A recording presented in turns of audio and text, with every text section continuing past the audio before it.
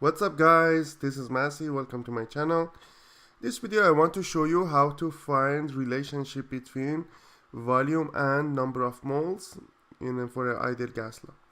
So here we have if a balloon is filled with 7.23 moles of a gas to create a volume of 21.5 liters, how many moles will be in a balloon with a volume of 16.9 liters?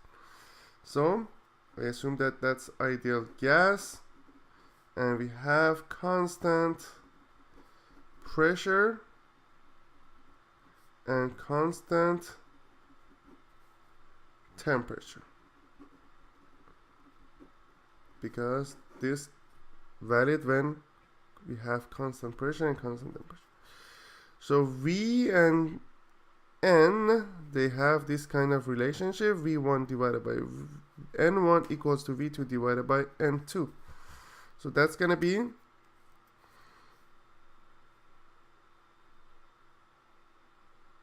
21.5 divided by 7.23 divided by 16.9 divided by N2. So V1 initial volume, N1 initial number of moles, V2 final volume, and then final number of moles. So N2 will be 7.23 times 16.9 divided by 21.5. So let's find out. It's going to be 7.23 times 16.9 divided by 21.5, which is 5.68 moles. So that's the final number of moles. As you see here, when the pressure is increased, the number of moles is increased. Sorry, the volume reduced from 21.5 to 16.9, so the number of moles is reduced as well.